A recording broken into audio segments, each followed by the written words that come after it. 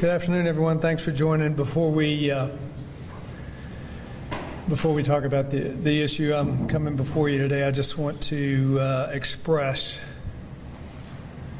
what I think is true for a lot of folks across this country, a heavy heart about what's happening in Afghanistan.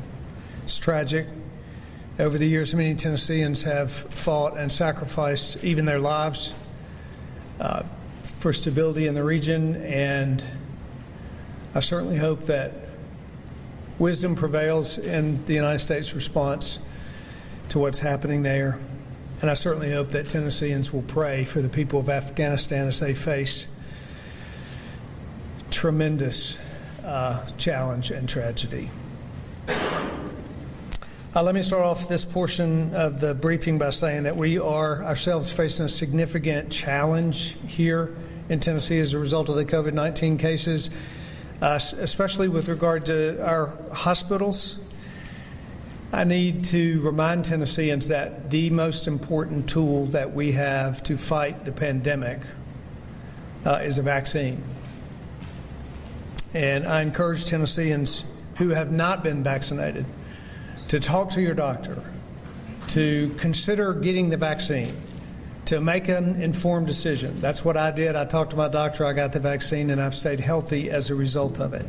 The government will not mandate or require anyone to get vaccinated, but I do encourage you to consider it for yourself. It's widely available, it's effective, and it's free. And more Tennesseans are choosing to take a vaccine, 110,000 last week. And that bodes well for the future of the state's health. If you do become sick with COVID, please reach out to your doctor. Early intervention is very important. Treatments, especially the treatment of monoclonal antibodies, which is very effective if used early in treatment. That treatment is available all across our state. 72 centers offer monoclonal antibodies. So reach out to your doctor. They can provide the best way forward if you do get sick with COVID. I want to acknowledge, too, the frustration and the fear that people are continuing to have with this pandemic, fear of COVID and its effect on your family, fear of government intervention and its effect on families. And right now, some of the greatest frustration comes from masks and information that changes daily. That frustration is found especially right now in our K-12 schools, especially around the issue of mask mandates. Local decision-making is very important. Individual decision-making by a parent on issues involving the health and well-being of a child is the most important. No one cares more about the health and well-being of a child than that child's parent. And so today I'm signing an executive order that allows parents to opt their children out of a school mask mandate if either a school district or a health board enacts one over a district. Districts will make the decisions that they think are best for their schools, but parents will have the ultimate decision-making for their individual child's health. And because of that, I will not be calling for a special session as well. Our hospitals are struggling under the surge of the weight of COVID, but those hospital beds are filled with adults. Requiring parents to make children wear masks to solve an adult problem is, in my view, the wrong approach. Our hospitals and healthcare workers are doing everything they can to take care of Tennesseans. And that's why I signed an executive order last week to provide as much flexibility as possible to these facilities so that hospitals can do their jobs. And our administration continues to provide funding and staffing support to ensure that we limit the barriers to hospitals that are facing this strain. And I want to commend them once again for stepping up under tremendous strain, which they've done time and time again through this pandemic. It is important that we keep our schools open. We've seen that with the devastating results of schools that went virtual or were closed and the impact that it had on our kids. And so parents, if your children are not feeling well, please keep them at home. Stay in contact with your pediatrician. Common sense goes a long way. And school boards, I want to commend for their tremendous efforts to try and navigate their way through this and keep schools open throughout last year and once again moving forward this year. It is frustrating, I know, that we enter another school year with these challenges. It's frustrating that we face a surge in COVID. But I'm proud of Tennesseans who, in spite of suffering, are persevering. And because of their character, we find great hope for the way forward. Thanks for joining me, and I'm happy to answer your questions. Natalie. Governor, at what point are you going to allow or instruct the Board of Education to change the rules for schools to be able to shift back to virtual learning, or would you say that that wouldn't happen at all this year? Yeah, we don't want them to go back to virtual learning. Currently, there's no plan allowed for them to go back to virtual learning, so we'll take that one step at a time, but our hope is that they won't move in that direction. Certainly your hope is that they won't, but would you rule that out altogether? Well, there are rules around days of instruction required for districts, and those rules are still in effect unless they were to be changed, and we don't have any plan to change those right now. Another question, you opened the press conference talking about you hope that the U.S. has the appropriate response to what's happening in Afghanistan. If Biden does increase the number of refugees coming over, would you want Tennessee to see an increase in that number due to the crisis there? Well, I think the very first thing we need to watch, and I think President Biden, I know he's giving a press briefing right now that will provide information. It's way too early to talk about what's going to happen later. We first need to see what the intervention there is going to be from a military standpoint, and then we'll go from there. Governor, I'm just trying to get this clear. Would this order apply to the 6 larger independent health boards and counties that are covered up with that? Yeah, it applies to any either health board or district that imposes a requirement. What would happen if a health board or county were to try to enforce a mask mandate and somebody, challenged it? Well, I suppose that'd be against the law, and we would see what would happen there. Okay. They'd be violating the law. Steve? As you say, parents have the best decision-making authority for their kids' health and well-being. Why does this only apply to masks and not various other requirements that schools place? Well, this is the issue that is of most frustration and concern right now, so that's what we're addressing here. Governor, in the letter from House Republicans, there's other things they touched on, including this question of discrimination against people who go to businesses that require vaccination evidence or negative COVID test.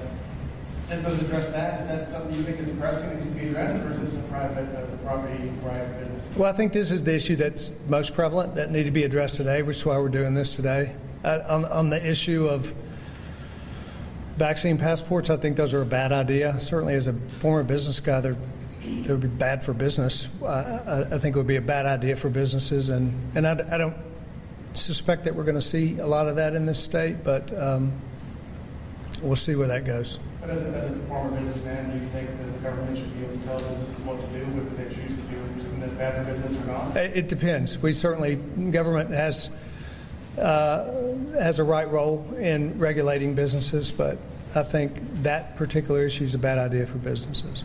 Sam? I believe Tyson Chicken is among the companies that's requiring people to show that they've been vaccinated before they report to work. In Tennessee? Yes. Are you aware of that, and what's your take on that? Yeah, I think it's a bad idea. That's what I just said. I think it's a bad idea. Okay, I mean, are you going to take the action to make them reverse? Well, we'll consider it as we see that happen in our state in a greater way. Well, there's nothing off the table. I think it's a bad idea for them to do that. Yes. Governor Lee, so with this new secretary, do you think, because this morning Dr. Piercy talked about hospitalizations going up both with pediatrics and adults, and the state is just dealing with all of this. And you had, personally at Channel 4, I've had parents reach out to me saying they're uncomfortable sending their kids to school. So do you think this new executive order helps school districts, or do you think it just continues to add to this divide of mask issues? I think it's a way forward. I think it's a way forward. We've seen this happen, this same type of approach being used in Hamilton County. It's being used in Washington County. It recognizes the ability for districts to make decisions, but recognizes the importance of a parent's decision making as well. So I think it's a way forward. And this morning, Dr. Piercy mentioned federal funds to help hospitals during this time. Can you talk a little bit about that and how quickly these hospitals are going to see this money to help them? Yeah, so staffing assistance and grants are something that we're looking at. Federal funding is available. It's restricted, and so we're trying to determine whether it's allowable to be used to expand staffing for hospitals, but that Department of Health is looking at it. Bill? Governor, I have a couple of questions on what you have announced today, but first I need to ask, with the Homeland Security report on the news allegedly sent to Dr. Fiskus, do you have any comment on that? You know, I knew that the Department of Safety was investigating, but I haven't read the report. I think it just came out. On your order today, if local school boards have the legal authority to impose mask mandates, what is your legal authority to interfere in that? Yeah, the law allows in this current environment for the governor to issue an executive order that suspends law that implements a particular authority. So that constitutionally, that's what is at play here. That's what's at work here. So you're suspending their authority in this limited instance? Suspending the authority in a limited way on the issue of masks. And then your health department says masking is a two-way street. Masks help protect you in case someone around you has COVID-19. Masks also protect others in case you have COVID-19. If that is what your health department is saying, that everyone needs to be masked, where are you getting the information that you need to override that? Is it wise to override what your own health department is saying? Yeah, I think it's, well, what they've said is that masks protect you from someone that has COVID, and masks protect you as well if you are exposed to someone with COVID. So it is protective for the person that wears them. We all know that masks are protective, and that's why parents need to make their decisions about whether they want their kid to wear a mask in school or not, or whether an adult wears a mask or not. They're protective, and if parents want their child to be protected in that way, then they should do so. And if a parent believes that that's not best for their kid because of other reasons, then they should have the ability to make that decision for the health of their children. If an unmasked child is spreading COVID through a classroom, you're willing to accept that risk? Well, if the other children in the classroom are wearing masks, then they would be protected from that unmasked child. Not according to your health department. Yeah, what I think most of all is that the health and well-being of a child is best decided by the parent. That's what I think. Not decided by government and not decided by a school district, but decided by a parent. They care more about their kid than anybody else. And so that's why we're making this decision. Governor, will you bear any responsibility because of this executive order if the child dies after contract with COVID-19 in the school buildings? What was your question? Will you bear any responsibility because of this executive order if a child catches COVID in school buildings and dies? Yeah, we're doing everything we can in this state and to make sure that children are protected and to make sure that parents are given every tool they can to protect their children from this virus Fortunately, what we have found is that of the hospitalizations in our state, about 0.5% of those are pediatric COVID cases. Less than 0.5% of them of overall hospitalizations. So we want the information to be there, and then we want parents to make those decisions. Well, who's advising you specifically, doctors? Who's advising you concerning COVID-19? We have.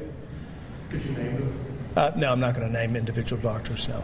That's advising you regarding public health, regarding Our Department of Health and the doctors at our Department of Health are. I talk to them every day. Will Tennessee follow suit with what other southern states are seeing, where leadership is doing nothing, and then the federal government is having to come in and bail out hospitals? At any point, will we see that under your leadership, the federal government coming in and bailing out these hospitals? We certainly hope the federal government doesn't tell Tennessee what to do. We believe Tennesseans believe best what Tennesseans should do. We believe that our state government should make the decisions that's in their best interest of Tennesseans. We think the 10th Amendment protects states' rights, and that's what we'll continue to. That's what we'll continue to do. Emergency plans. Will we see that happening in Tennessee? What you will see is that Tennessee will make the decisions for their citizenry that they think are in the best interest of Tennesseans. Governor, I want to make sure we get to Vivian here. Yes. We're going to have to wrap up. Governor, tomorrow evening, the Metro Council in Nashville is going to be considering for the first time, an ordinance that would require everyone in public places to wear masks, similar to what we saw last time that this would be passed through the Metro Council. Are you considering at any point reinstating local authority to require masks as hospitalizations continue to rise? I'm not. Okay. And if they do pass such a ordinance, would you consider using the same logic as students that have the ability to opt out? Would you consider another executive order allowing individuals to opt out? Yeah, there are a lot of, if this happens, will you do that? And I can't answer, questions about what might happen in the future and what we're going to do there. We'll make those decisions one day at a time. Yes? Last question here. Yeah, and when it comes to vaccines and masks, like we've been talking about, when do you think a shift should happen between having it be a personal decision and then a decision that is better for the entire community? Yeah, so I don't think that we ever, as a government, should mandate or require vaccines, ever. So I don't think that decision time will ever come here in the state from the state government. Okay, thank you guys.